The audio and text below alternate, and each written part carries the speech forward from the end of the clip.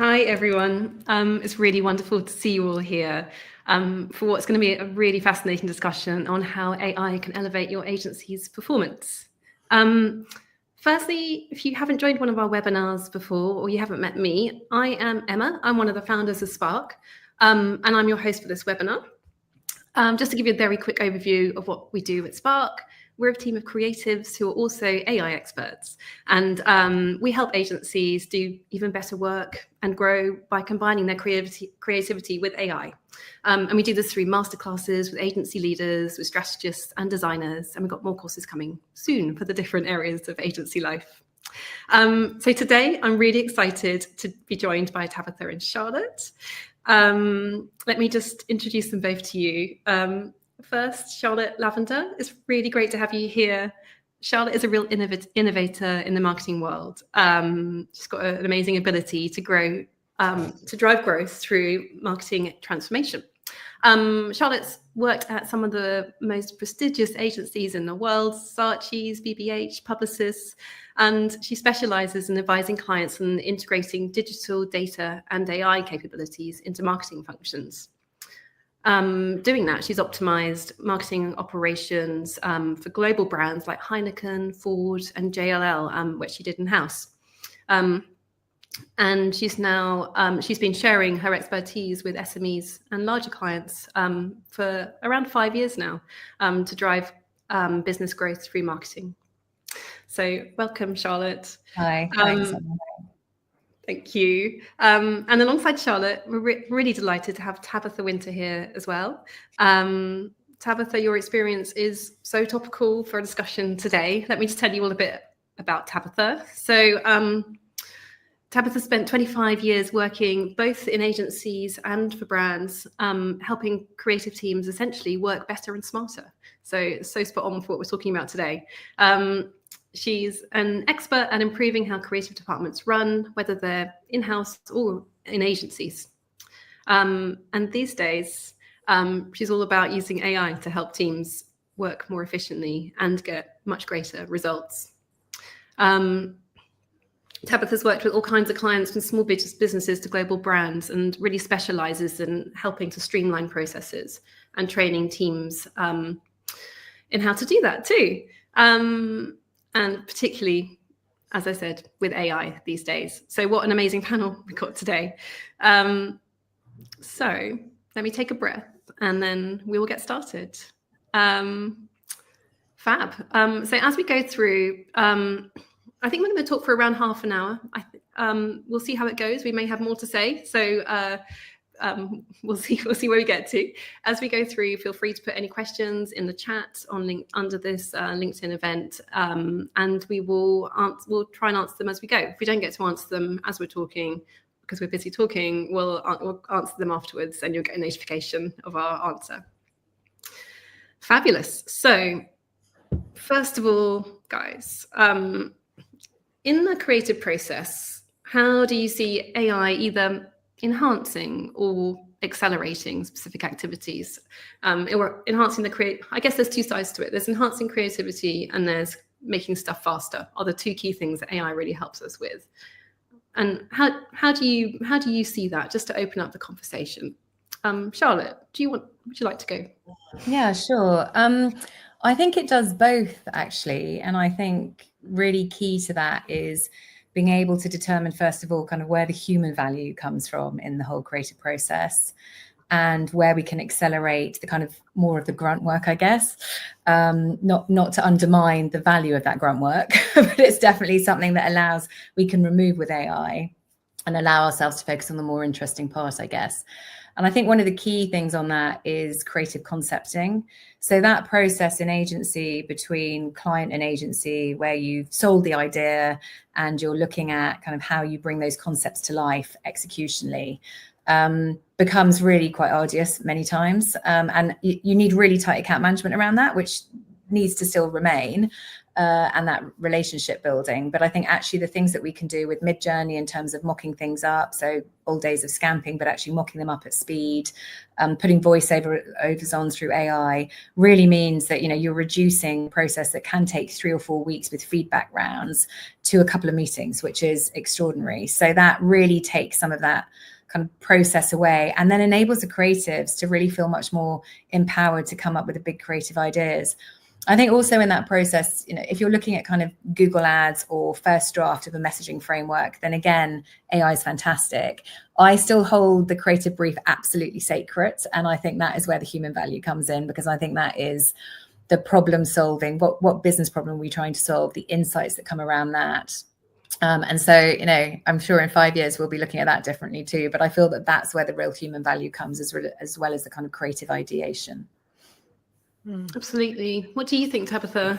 Well, I mean, Charlotte covered it really well. I completely agree with all of that. I think I always liken it to the AI sandwich, where the human input and the human value and the human creativity is the bread, and AI is the meat in the middle. You know, you have to add in the really good inputs, and you have to be able to curate the outputs, but the stuff in the middle can be done at speed.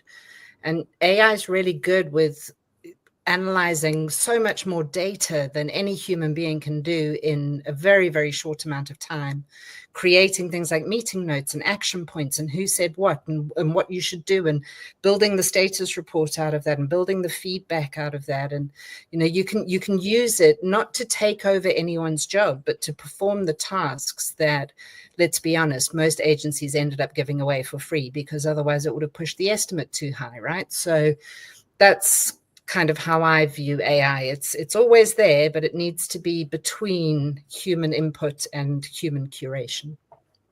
Yeah, I can agree more. I use that analogy a lot, and I think there's nothing like a good analogy to sink in a concept. Yeah. No, my analogies always stem around food. I don't know quite what it is. I'm writing down the AI sandwich now. Good. I wondered if either of you have a kind of like an example of what you've described there, like from your experience of how AI has helped streamline any of those stages of creative production. Sure. Yes. I mean, I'm sure we've both got loads of examples. I'm using the time to think of mine. Yes. Yeah. So a specific one that I was involved with, we had a kind of series. We were working with Bloomberg across a series of, they were the media partner, a series of executions for a B2B business. And there, you know, you could have shot it and so forth, but we weren't doing that. We were using stock footage, keeping costs down, but also the whole piece around, you know, multiple stakeholders in a really complex organization of 90,000 people, very differing agendas. So you can imagine navigating that would take an extraordinarily long time, and a very differing ability to jump executionally to envisage what you're going to see. So actually being able to use Midjourney to show what those storyboards were going to look like, to put copy against them all, copy written by a copywriter, I hasten to add, but images very much found through AI, and then also put a VO over that. I mean, that saved 4 weeks, 20% of the budget. And I think the really big thing there is that you know, our remuneration models in agencies are spent hours. It's based on hours, right? Time spent. And so there's this kind of slight conflict of interest that is this tension where AI, to everything Tabitha was saying earlier, is going to really allow us to be far more efficient and effective and work at speed. And then there are some people going, well, then we're not going to be paid. But actually, in the particular case I'm talking about, it meant that 20% we saved, we could reinvest in something else for that client. So I think that's what people also need to hold on to. But certainly, I'm sure Tabitha has examples as well. It absolutely streamlines that process. And I think that's really important. Oh, yeah. Sorry, Tabitha. I was just going to say. Sorry, I shouldn't have started talking straight away. But yeah, the example I'm thinking of is a large in-house creative studio that I set up and ran for a few years.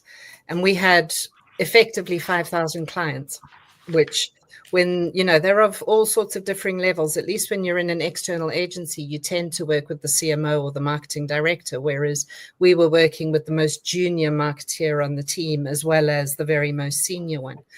And when I first took on the team, we were receiving upwards of 6,500. I'm going to call them requests because, let's be honest, they weren't really briefs. They were requests every month. And we go back to the brief is sacred, but sometimes it's not very good. And we managed through automation and through using AI to create multiple versions of the same ad for different platforms at different sizes with different messaging in different languages for different markets with different, you know, call to actions that worked in specific markets over others. And we allowed the marketeers direct access to that. So it took some learnings. The marketeers were scared of the responsibility and the creatives were scared of releasing creative control. But once we got to a really good place, we got the marketeers producing, we would produce the key graphic and the key concept and the key. So again, human creative input. Then the marketeers would be able to automate the formatting of that for the different markets, different languages, different CTAs, different sizes, and that would flow out of the system directly onto all the platforms. And that reduced our load from 6,500 requests to 1,500 requests a month. So freed up all of our time. We were able to concentrate on much more creative things, service the big creative requests rather than, could you change the terms and conditions on this ad over here, please? That's phenomenal. Brilliant. So you essentially deliver much better value for the client. And Much better value, as well as they still get everything they were asking for previously. You know, they still get all of that stuff. We're just not wasting creative manpower changing text on an ad. Yeah. And a much happier team, I guess, doing what they enjoy. Yeah, absolutely. Those really bring it to life. Thank you both for sharing those examples. Fab. So I just want to bring us on to have a think about the kind of nuts and bolts of project timelines and resources as well. And we've kind of touched on that a little bit with your examples. But like, where do you think AI is making the biggest difference, the biggest impact in managing timelines specifically, and like all with managing resources? Maybe we've kind of, your examples covered more like about deliverables and how we can do more or better or closer collaboration with different teams. So you use the teams to their best purposes. Tabitha, what do you think? Well, I'm going to do the thing I always tell people not to do. I'm going to be totally non-specific. I'm very much about the specifics. But in truth, everywhere. If you look at timeline, creation, and even prediction, you know, where you can use certain tools that can highlight when bottlenecks are coming up. If you consider resource allocations, if you've spent the time to feed into the system about who can do what and who can do what really well as what all their capacity allocations are, you can use AI-driven resourcing tools to assign work auto-magically, if you like, to those individuals because they are best placed to do that.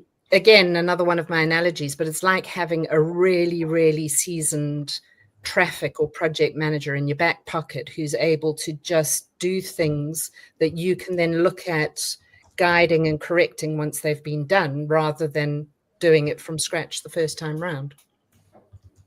Oh, and even when you do use AI, you have to check it. You have to curate it because it still hallucinates even when it's given a specific task. Back to the AI sandwich. Yeah. And did you say auto magic? Yes, I did. It's a great word.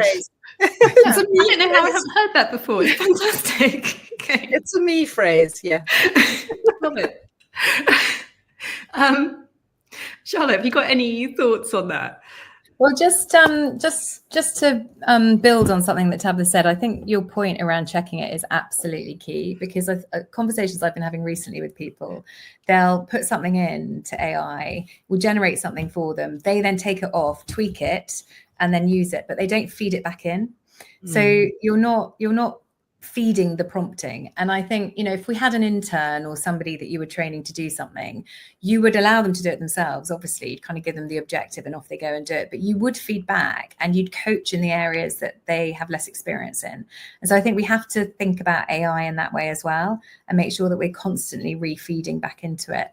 I think on timelines and you know, and how to manage those across teams, Tabitha will have much more expertise and experience in that area. But I think resource-wise, one of the things that I found AI has been fantastic at, particularly for global organizations, is being able to put a kind of talent platform in place. And I don't mean the massive talent management platforms that go out, which does all the appraisals and everything else, but more how you can very quickly cast a team of expertise, even from different cities across the world, to bring a team together for a client with a specific problem.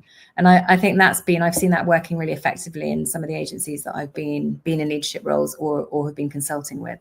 So that's certainly one of the benefits, rather than that thing where you're trying to, you know, cross P&Ls and ask for people on certain projects and when they finish something else. So yeah, I think that's definitely a massive improvement. That's really interesting. So you can bring globally the very best resource for that specific. Yes. And it's about knowing where they are and what their skills are, and really easily. Of course, it relies on what we've all been saying. You have to make sure like anything, the data, the insights only come from the quality of the data, right? And how robust the data is. So we still have to remember to do that. And I think that's also one of the things, you know, without going on too much of a tangent, that we're seeing in the job market, where people are writing very basic descriptions for jobs. And if it doesn't exactly hit on it, you know, the nuances are lost. And I think we just need to make sure that when we're looking for talent within our own organizations, we're very clear about what it is people can offer and allow the nuances within that. Otherwise, we miss opportunities, right? We miss great castings for projects and so forth. If I may, just sort of revisit your point of the brief is paramount. The brief is sacrosanct. You know, you are briefing a system. You're writing a brief for a system. You wouldn't dream of writing a brief for an intern that consists of 2 lines. You would give context and background. You have to brief the system. Yeah, I think that's really key point, and I think that's something that I'm finding a lot through Spark, is that it's learning how to brief AI systems is a different way of briefing. You're not briefing an experienced colleague. You're yeah. I think that's a great way to think of it. Yeah, you're experienced a super intelligent intern that has on their first day in the office, I guess. Yeah. Every time. Yeah. Brilliant. So we've already touched on how AI can help agencies manage the operational side of a creative project, but I wonder if we could just look a bit about how AI can more bridge the gap between creative and operational teams. We talked a bit through your example, Tabitha, about bridging the gap between creative and marketing teams. Tabitha, I wonder if you might particularly have experience here about sort of enabling that smoother collaboration between creative and ops. Well, often what I find in more traditional teams, you will gain a producer or a project manager or a client service person either who has particular expertise in one area, who's writing a brief that potentially makes assumptions about what the actions might be in order to deliver the project itself. So I've often used AI to help me understand the brief and create an action plan, which I can then add to. And then I've created automations that will take that action plan and flow it out into a Gantt chart, into resource allocations and resource bookings, or making sure that everybody has the brief written the way they want it or the way they would understand it, for example. So you can use it to help that communication and that translation of things. But at the same time as it's doing that, it may as well develop the operational plan that you can also review. So where it's able to do both tasks in one. So I use, at this point in time, I use Make.com. Which I love. I personally prefer it to Zapier, but they do very much the same thing. But you can, make it do multiple things off of one piece of information and solve the operational and the communication problems that way. balancing workloads, for example, talking about health and wellness of individuals and how their mental health is within a business. Agencies and in-house agencies are notorious for working incredibly long hours.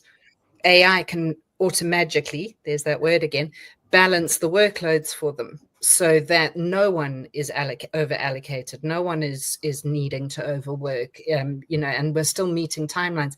And it can highlight where you have resource gaps or where you might need to freelance, hire in a freelance or whatever the case may be.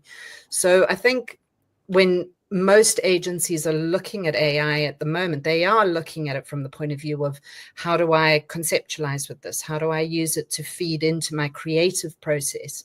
But if you can get the balance right between the creative and the operational, you can make sure that whole flow is seamless. And then you've got less frayed tempers and less people overworking. And so it's very much along the communication lines, but at the same time, it's making people's jobs easier. Yeah, and that's a real unlocking. It's making people's jobs easier, and in that they're more able to be creative because they're not so overworked. Yeah. And I guess the AI sandwich bit of that is, if you're told who's been over allocated, it might be someone that doesn't feel able to speak up for themselves, and you can, as a leader, you can proactively then address that in a very human way. Yeah. Or potentially they've even been over allocated with work that they are not best at doing, that potentially someone else should be doing, so that they can do what they need to do. And you can set those parameters in the brief you give AI and make sure that it highlights those for you. Yeah. I think I was just going to say that I think that is a monumental shift for the industry, because I think that the challenge, as we were saying earlier, is that our remuneration model has been based on hours. And actually, as the model has shifted within organizations, we've integrated digital, we've integrated data. The remuneration model was manufactured way back when we were just doing kind of adverts, I guess, TV adverts and 48 sheet posters. And we've never right-sized ourselves. And because it's competitive, if anyone ever did it and led the way, so to speak, they'd remove their competition, right? Because clients were paying in a certain way. So actually what this does, finally, instead of putting sticking plasters on things, is allow us to completely revamp everything through the platforms that Tabitha's talking about, which is, breath of fresh air, given we know how people's workloads within the industry, people leaving, burnout and so forth. So I think, we didn't do it from a human perspective. At last, AI will allow us to completely shake it up again. Absolutely. And I'm sure those tools will get better and better over time. And absolutely. Yeah. Although I would say, be careful of the ones you pick. There are so many at the moment, and they live and die in a day. They have a massive, and everybody jumps on them, and then they fail and they go away. Or one of the biggies buys them out and then they're gone. So pick your tools carefully to make sure that it's sustainable over a long time. I think that's really good advice. I think this is a slightly Wild West time in terms of AI tools. There are so many coming onto the market, and it's going to settle at some stage. I think it's also picking them carefully, but also making sure you keep experimenting with what's best, rather than just sticking with one and closing your eyes to what else is around as the market evolves. So it's an evolving time. Sticking on the automation theme, just like to think on the other side, on the sort of creative process side. And Charlotte, you might be well positioned to think about this, but I just wonder where do you think are the most impactful areas in the creative process where AI can automate sort of the more routine or time-consuming tasks, perhaps in the AI sandwich format? But what, in your experience, where have you seen it best? Sure, I've got to get that word automagic in as well before we get started. Someone I once spoke to named it. I'll just drop it in. So I think I've talked a lot about concepting, and I think most organizations are doing that now. I think the other piece is around data analytics and also research. So certainly that process always felt quite laborious, having to analyze data coming out of research. And there are obviously platforms now, MindMeter, I think we talked about last time, that allow you to do that much more effectively.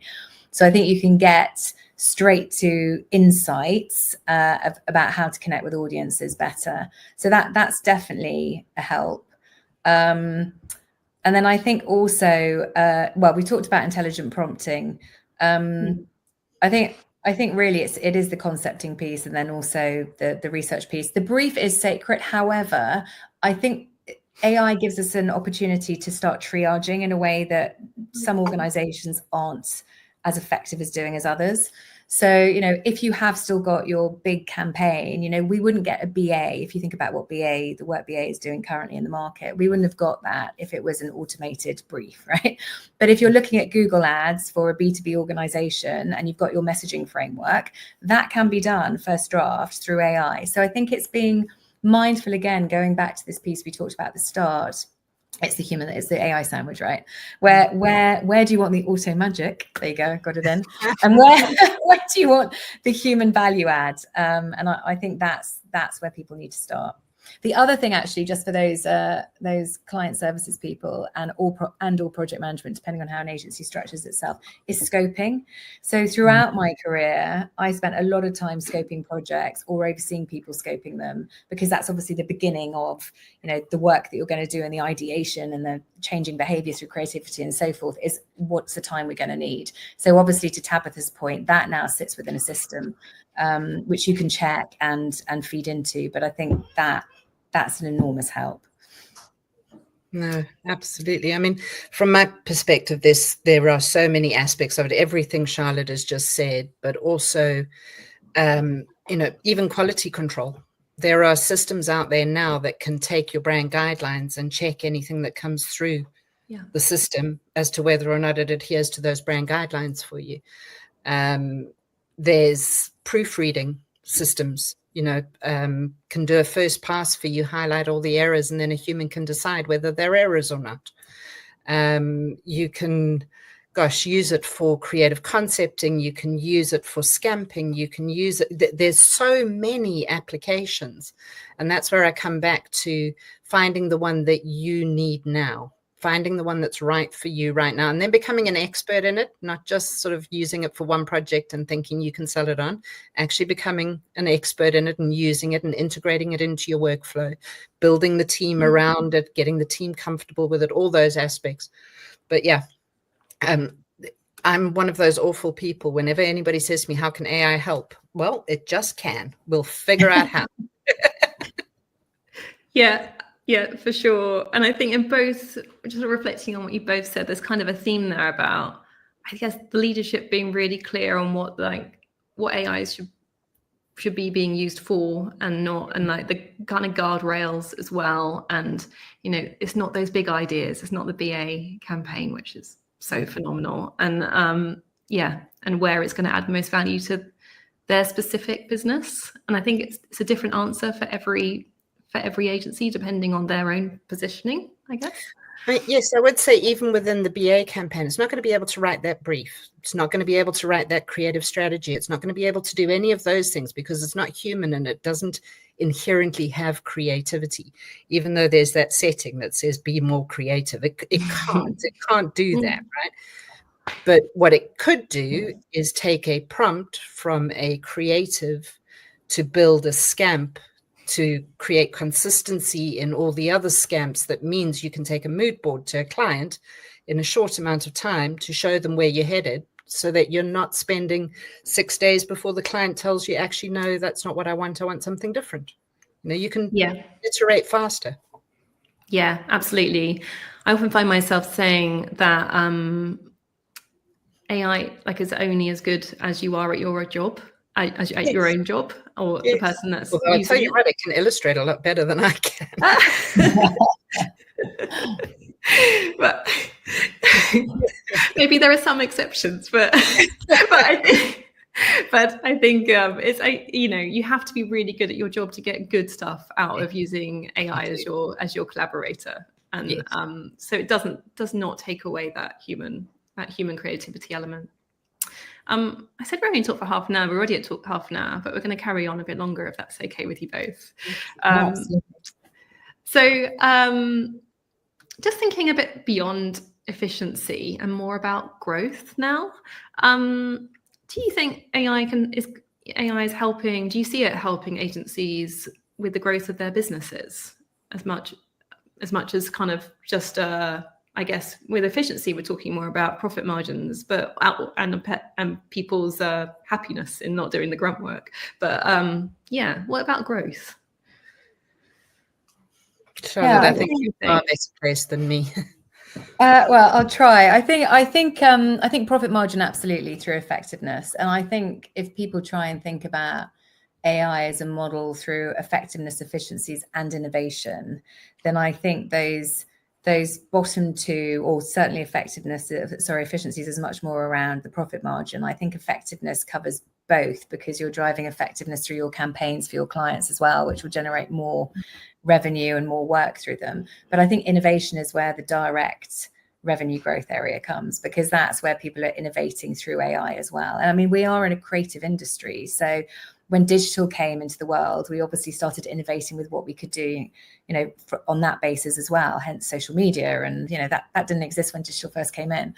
So I think innovation is where real revenue growth will come as people start to develop models and pilots. And there's lots of examples, particularly in the Southwest, where agencies have then started to create AI platforms or products which will help them with their work with their clients, which they've then actually gone, right, what am I doing now? Am I an agency, or am I going to grow and market this product? So I think we see that happening all the time, particularly in the smaller organizations. Mm. Yeah, I've observed it exactly the same. And if we as creatives are not best placed to innovate, then yeah, exactly.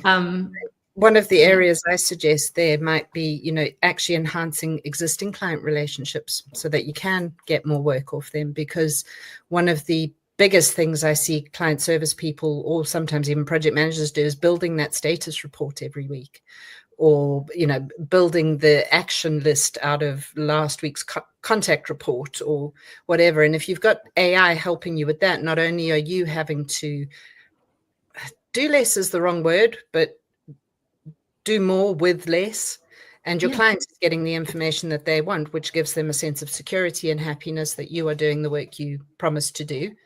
So I tend to try and automate all of those meeting notes and status reports and things like that.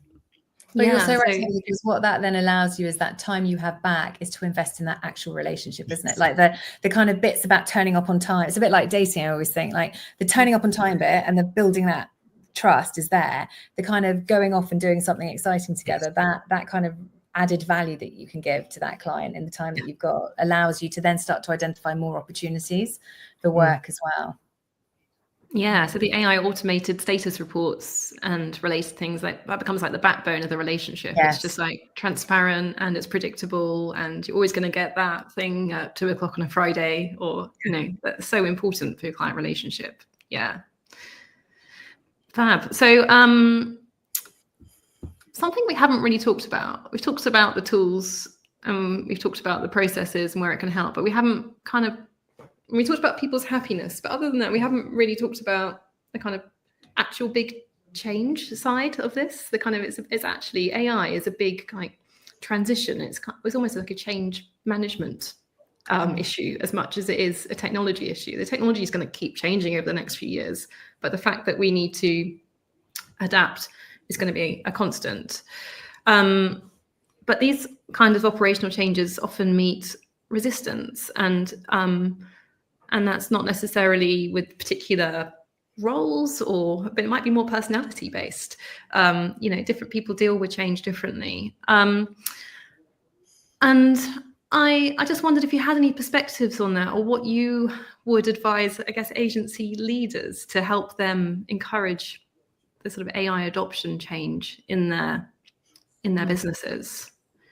Charlotte, I know you got a lot of experience in transformation and change. I wondered if you have a perspective on this. Yeah, I think like any change management, it's really important, some kind of clear principles around communication, taking people on the journey, having kind of an objective, identifying ambassadors within the organization, identifying potential detractors. Often that just comes from a place of fear. when there is change, the first thing people tend to do is think, how's that going to impact my job? How's that going to impact my day to day? So I think having really clear comms around that as well. And I don't mean like cascading comms across the organization. I mean, thinking about how you're going to talk to people around that within teams as well. And then I think the flip side of that, once you've created that kind of safe environment, I guess, for people, is to then allow people to experiment, as you were saying, Emma, like, with the creative industry, we're able to kind of innovate. That's the exciting part of our job. So, encourage pilots or hackathons, but make sure that you have structured your model around the ability for the organization to be able to do that, and people feel free to do that. Celebrate failure. It's such a cliche, but it's so true. People need to feel safe to be able to fail. And when it's done well, then people fly with that. And as Tabitha said, let's not be really magpie about it. Let's make sure that through that piloting, we're kind of making decisions around platforms. I think when it's not done well is when you see someone just go, as we were saying earlier, go out and experiment. You're like, okay, well, I need a bit of information around that. I need some training. I need to see let's get Spark AI in and give us a I think there needs to be some kind of groundwork around that as well. And I know Tabitha will have put that into practice with many of the people she's working with too. Yeah, I mean, I think agencies particularly, but more and more in-house agencies, they shoot for the moon straight away. The first thing they do is want a moon on a stick. And we used to joke about how, that was great because that was what won us all the clients. But if you do that with an AI, you run the risk of not having a clear vision, not knowing where you're going, not finding that low-hanging fruit. Because if you can find something that AI can do that can benefit people really quickly, you're going to get buy-in faster. So hence things like the contact reports, resource allocation, the really low-hanging fruit that AI can just already do that makes people's lives better. And then they will buy into the bigger idea. But involving them early, all the usual change management things, making sure the conversation is right, giving them the right guardrails, and pick one thing and get good at it, and then add another thing. Too many agency leaders and some in-house agency leaders that I come across will simply go, okay, we're going to brief this job for this client, and I want you to use AI. Ooh. How? Yeah. So just pull back a little bit and actually have a little strategy against it. You wouldn't answer a client's brief without any creative strategy or data-driven strategy or any kind of strategy. Have some strategy about how you're going to implement. Completely agree. When we work with clients, we always first develop that vision and the guardrails you were talking about, but then develop a roadmap, which always starts with starting small. Like, what are the quick wins where we can test it in a really safe space and really test it before it goes anywhere near clients. Let's be honest, in most agencies, that's timesheets, right? You can crack the timesheet problem, we're sorted. It is, yeah. That is the essential problem. Yeah. I guess going to bring us to, I guess, on the subject of advice for leaders, for agencies just kind of starting to explore AI in their operations. What would be your top tips for implementing? We've talked about starting small. Have you got any others that would be like key takeaways for people tuning in? Experimentation instead of perfection. Play with it and allow it to fail, as Charlotte said earlier. Investing in people, you may need very specific skill sets, and that might not exist within the team that you have already. Look at it and decide, is it working for you? And if it's not, try something else. Just because you're implementing it, just because you spent time and money implementing it, if it doesn't work for you, it doesn't work for you, and it'll do more harm than good in the long run.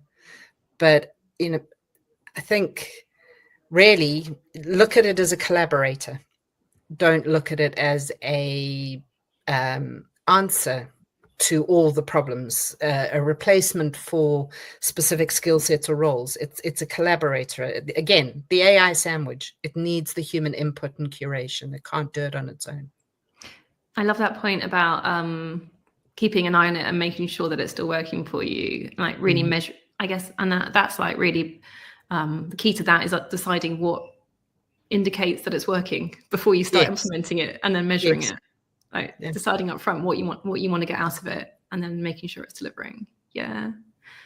Charlotte, any thoughts on that one? No, I think I agree with all of that. I think, to your point, Emma, it is about being really deliberate in the decision about where is the human sandwich, the AI sandwich, like where is the human bit and where is the AI bit. So I think once everything's opened up and you've experimented a little bit, and if that's the way you do it versus setting the boundaries first, then you need to bring that back in and really be clear on that. So I think that would be my main thing. And then I guess the other thing, and this is probably more of a concern for larger agencies, is just to make sure that it's not a kind of separate AI department, because everything we've all been saying, obviously, is that it's integrated across everything. So, those status reports or the administrative piece sits in every part of the organization, really. So make sure that there's not just kind of a kind of hot AI team that sits on the side that people can consult. It really needs to be integrated across everything that you're doing. And I think that was something we all learned, when digital arrived, for those of us that were on the scene before digital, then, there was like a specialist team that you were part of, but actually it needs to sit across everything. And it's only now that we're kind of, we're in a place where it's properly integrated. Yeah, completely agree. And also, I guess on that, don't have your like one person who's the mid-journey expert. Like, make sure people are skilled across the teams, because then you don't get that collaboration advantage and you don't get that resilience in your organization. Yeah.